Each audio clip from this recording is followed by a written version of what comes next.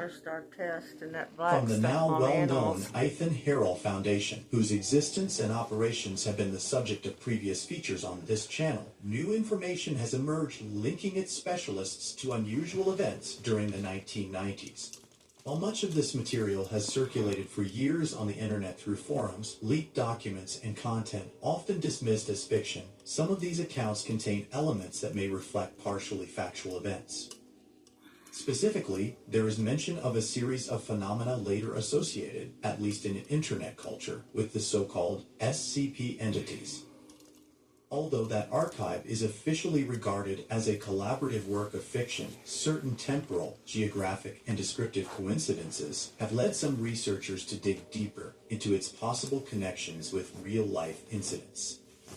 Between 1995 and 1996, in the remote region of MOROJH, located in one of the most uninhabited areas of Greenland, European and Canadian workers, including engineers, geology technicians, and mining personnel, reported the emergence of underground pulses with no restaurant quality meals that actually up by seismographic equipment used to monitor the stability of the mining sites, which were still in an exploratory phase as operations had only recently begun in the late 1980s.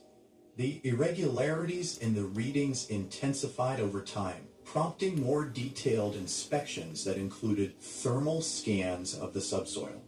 It was through this technology that the first anomalous images were captured, thermally active shapes of unusual proportions, appearing to correspond to a partially fossilized organic structure, lying in what seemed to be a dormant or inactive state. This discovery triggered an immediate alert that bypassed the usual channels of mining operations. Within weeks, thanks to a special permit granted directly by the Kingdom of Denmark, Greenland's administrative authority, all mining activity in the affected area was officially suspended. The site, which had seen no more than 6 years of preliminary exploitation, was handed over to personnel affiliated with the Ethan Harrell Foundation, who had prior experience dealing with phenomena not classified within the conventional parameters of geological or biological science. Since 1987, the State of Israel had maintained a facility near the Umanak Fjord, a classified base that was officially presented as an international climate research center. It was at this facility that logistical and technical efforts were concentrated to begin a controlled excavation and extraction process of the specimen. At the onset of the extraction from beneath the MOROJH subsoil, the specialists leading the operation began recording behaviors that pointed to a gradual reactivation of the specimen's biological functions. Although the entity had initially been interpreted as being in a fossilized or prolonged dormant state, a series of physiological responses began to emerge as it was removed from its original environment. Among the first signs observed were slight muscular contractions resembling autonomous reflexes and an extremely faint respiratory pattern, barely detectable even with high-sensitivity instruments. Additionally, low-frequency sound emissions were documented, so deep they were almost imperceptible to the human ear without amplification. These signs reinforced the hypothesis that the creature was not entirely inert, but rather exhibiting minimal yet sustained responses to external stimuli. An unexpected event occurred during the transport of the creature to the Foundation's central facility. 3 workers, all with technical backgrounds and no prior history of suggestibility or emotional instability, reported being attacked by the entity at different times.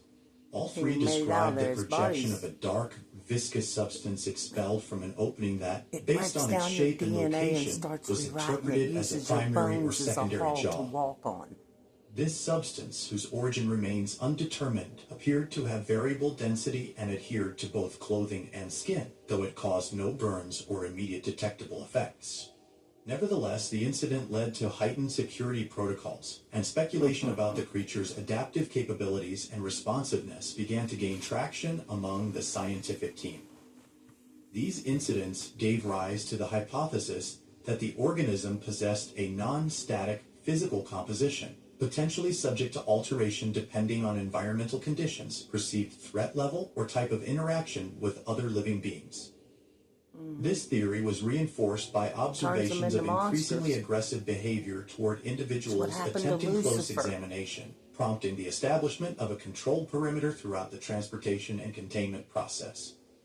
Once relocated, the creature was submerged in a large tank, originally filled with water, with the goal of facilitating observation in a controlled setting not that the would same allow the study creature. of its reactions without invasive procedures. Initially, water was considered a neutral element, useful for visual monitoring and for That's a maintaining crock, a degree of minutes. physiological stability in the specimen. However, over the following weeks, the Foundation's bioengineers began to notice an alarming pattern. Rather than keeping it in a passive state, the water appeared to aid the organism's physical recovery.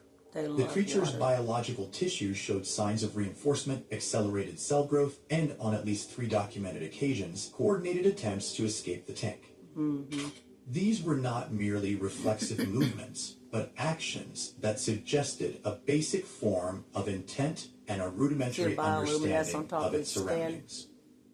In light of evidence showing continuous regeneration and an unusual resistance to physical containment, an emergency protocol was activated. This protocol included Area 51 had to be locked off.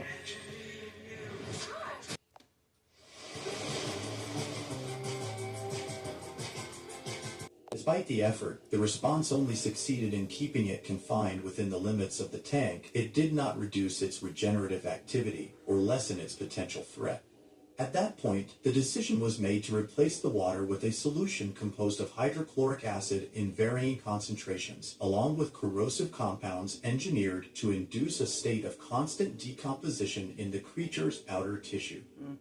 What was discovered after introducing this new medium proved especially significant. The creature was not only capable of regenerating tissue at speeds unknown to any terrestrial life form, but its regeneration appeared to scale in proportion to the level of inflicted damage.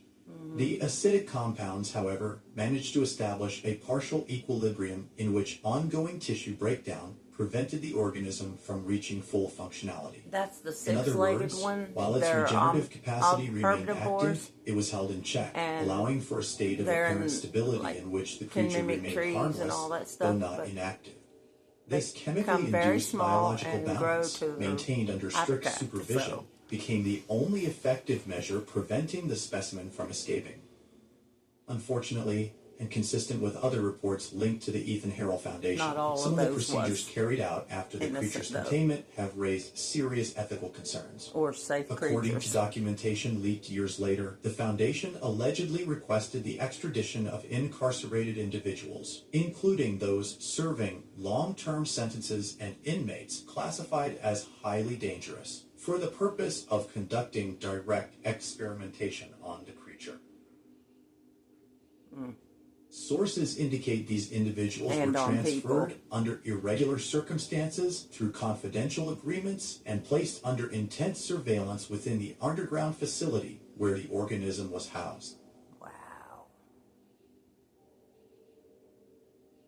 During these forced interactions, the creature was observed to undergo frequent and substantial morphological changes. Its size, density, and body structure fluctuated in ways that appeared erratic, yet behavioral logs revealed patterns suggesting a degree of responsiveness to the psychological or emotional profile of each exposed subject.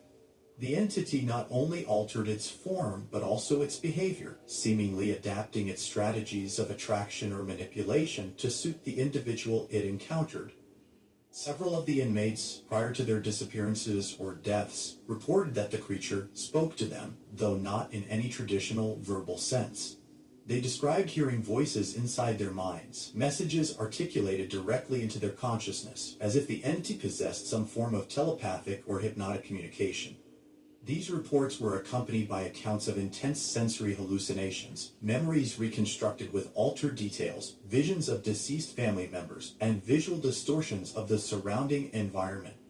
Taken together, these effects appeared engineered to break the individual's will, compelling them, whether voluntarily or under influence, to approach the creature's core. According to internal reports, the ultimate fate of these subjects was invariably fatal, as they were consumed by the creature in episodes described with extreme violence and slow anatomical decomposition. These practices, never officially acknowledged by the Foundation, further cemented the perception that the entity was not merely a biological anomaly, but a presence with cognitive and strategic components. Its actions were not purely instinctive. There was a clear deliberateness in how it explored, manipulated, and destroyed. To this day, according to sources who continue to speak under strict anonymity, the creature remains contained in a high-security facility, buried deep within the ice in Greenland's subsoil. Surveillance persists, as do efforts to understand its origin, its capabilities, and its possible limitations. Meanwhile, the events of MOROJH have faded from the public consciousness, resurfacing only in altered form, transformed into fictional accounts circulating through online forums and digital archives. And so was born one of the most enduring legends of the contemporary internet, the entity known as SCP-682.